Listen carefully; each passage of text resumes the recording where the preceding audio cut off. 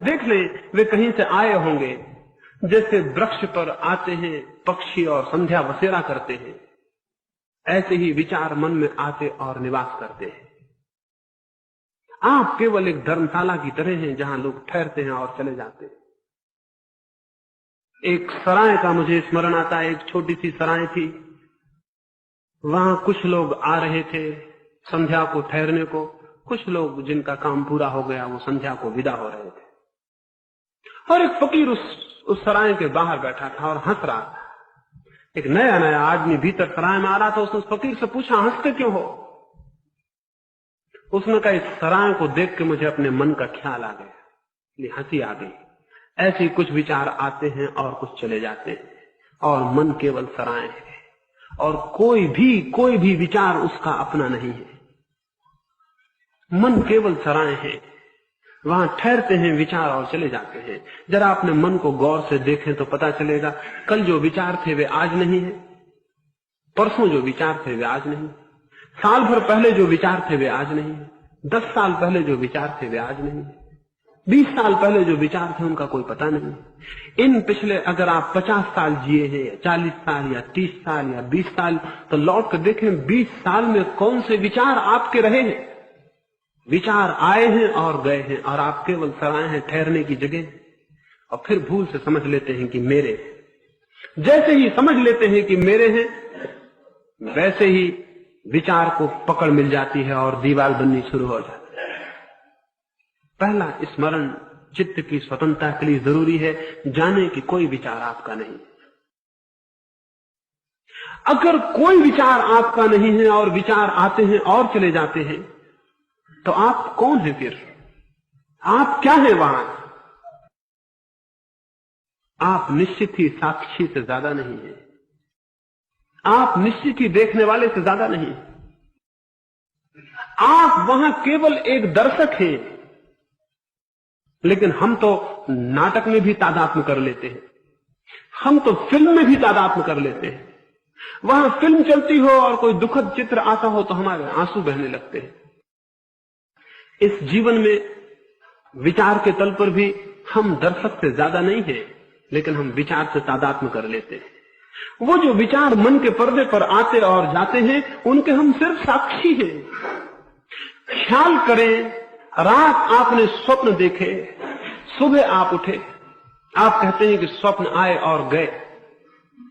फिर आपने दिन देखा, आप बच्चे थे, आपने बचपन देखा, फिर युवा हुए, फिर बूढ़े हुए। जरा ख्याल करें कि आपके भीतर कौन सा तत्व सात्वत पूरे वक्त मौजूद है, सतत मौजूद है, सिवाय देखने वाले के और कोई मौजूद नहीं। बाकी सब आता है और चला जाता है। बचपन आता है, चला जाता है, जवानी आती है, चली जाती है, बुढ़ापा आता है, चला जाता है, जन्म होता है, मृत्यु हो जाती है, सुख आते हैं, दुख आते हैं, धूप आती है, छाया आती है, सम्मान आता है, अपमान आता है। लेकिन ये सारी चीजें आती हैं और जाती हैं। पूरे जीवन में कौन सा तत्व है जो न आता है और न जाता है? वो सिर्फ देखने वाले के सिवाय और कोई दूसरा तत्व नहीं है। वो जो इन सबको देखता है, वो जो देखता है कि धूप आई, जो देखता है कि धूप गई, जो देखता है कि युवा हुआ, जो देखता है कि बूढ़ा हो गया, जो देखता है एक विचार आया, जो देखता है दूसरा विचार गया। एक देखने वाले सूत्र के सिवाय आपके भीतर बाकी सब आता है और जाता है। बाकी कोई तत्व टिकता नहीं है। हाँ, एक चीज टिकी रहती है, वह देखने की शक्ति और देखने की क्षमता, और वो दृष्टा होने का, वो साक्षी होने का भाव। विचार के तल पर साक्षी हो जाएं, विचार को देखें, पकड़े नहीं, विचार को बांधे नहीं, देखें, मात्र साक्षी होकर देखें। लेकिन हम साक्षी नहीं हो पाते, क्योंकि हमने मान रखा है कि कुछ विचार बुरे हैं और कुछ अच्छे हैं। इसलिए हम अच्छे को पकड़ना चाहते हैं, बुरे को धक्का देना चाहते हैं, इसलिए हम साक्षी नहीं हो पाते। अच्छे और बुरे का जो भेद करता है वो साक्षी नहीं हो सकता। जो अच्छे बुरे का भेद करता है विचार में कि ये विचार अच्छा है, तो जो अच्छा है उसे पकड़ना चाहता है, और जो बुरा है उसे हटाना चाहता है। विचार केवल विचार है, विचार ना अच्छा होता है ना बुरा होता है। विचार ना अच्छा होता है न बुरा होता है, विचार केवल विचार है। जैसे ही हमने अच्छा और बुरा कहा, वैसे ही हम एक को पकड़ने और दूसरे को छोड़ने में लग जाएंगे। और जो एक को पकड़ेगा और दूसरे को छोड़ेगा, वो समझ ले अच्छे और बुरे जिन्हें हम कह रहे हैं वे एक ही सिक्के के दो पहलू हैं। जो अच्छे को पकड़ेगा बुरा भी बच जाएगा, और जो बुरे को धकाएगा तो अच्छा भी धकेगा।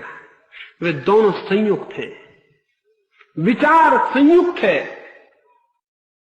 और इसीलिए जिसको हम अच्छा आदमी कहते हैं, आप ये मत सोचें कि उसके भीतर बुरे विचार नहीं है। उसके भीतर बुरे विचार हैं। ऐसा अच्छा आदमी आप नहीं खोज सकते जिसके भीतर बुरे विचार ना हो, और ऐसा बुरा आदमी भी नहीं खोज सकते जिसके भीतर अच्छे विचार ना हो।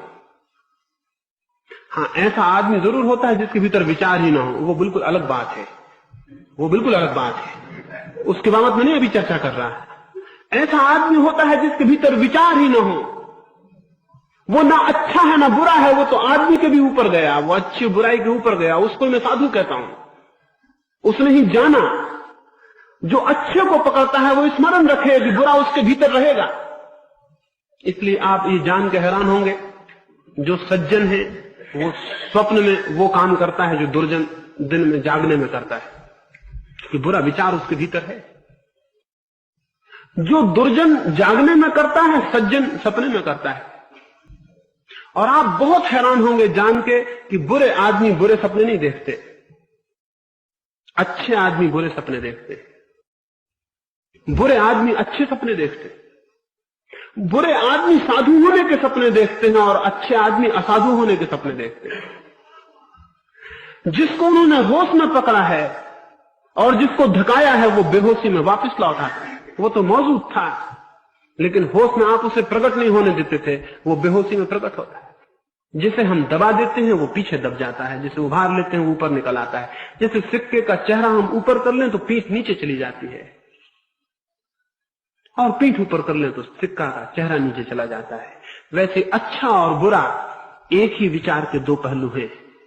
जिसको साक्षी होना है और जिसे सत्य को जानना है, उसे समस्त विचार को मात्र विचार समझना होगा। न कोई अच्छा है न कोई बुरा है, क्योंकि जैसे ही हमने ये तय किया कि कुछ अच्छा है और कुछ बुरा है, वैसे ही हम एक को पकड़ने में दूसरे को हटाने में लग जाएंगे और साक्षी नहीं रह सकेंगे। साक्षी होने के लिए जरूरत है कि हम निष्पक्ष हों, हमारी कोई धारणा ना हो, हमारी कोई कामना ना हो, हमारी कोई कल्पना ना हो, हम कुछ आरोपित ना करना चाहते हो। विचार जैसे हैं हम उनको वैसे ही देखने को राजी हो। और यह आश्चर्यजनक तत्व है कि अगर आप विचार के मात्र साक्षी हो जाएं, निर्णय ना लें, अच्छा बुरा ना सोचें, कंडेमनेशन ना करें, किसी विचार की निंदा और किसी की प्रशंसा ना करें, तो आप बहुत हैरान हो जाएंगे। इस भांति जो साक्षी की मात्र चुप मौन देखता रह गया है, वो धीरे धीरे पाता है कि विचार विलीन हो गए, विचार शून्य हो गए। उसके चित्त के द्वार पर विचार आने बंद हो जाते हैं, जो उनके प्रति समस्त राग के संबंध छोड़ देता है। समस्त राग के संबंध से अर्थ है उनके प्रति प्रेम भी छोड़ देता है और उनके प्रति घृणा भी छोड़ देता है। वे दोनों ही राग के संबंध हैं। जिस विचार से आप लड़ते हैं वही विचार आपका आमंत्रण स्वीकार कर लेता है। जिससे आप लड़ते हैं वही आने लगता है। मन का नियम है, जिससे लड़ेंगे वही आमंत्रित हो गया। जिसको आपने धक्का दिया वह आपके धक्का देने के कारण ही आना शुरू हो जाएगा।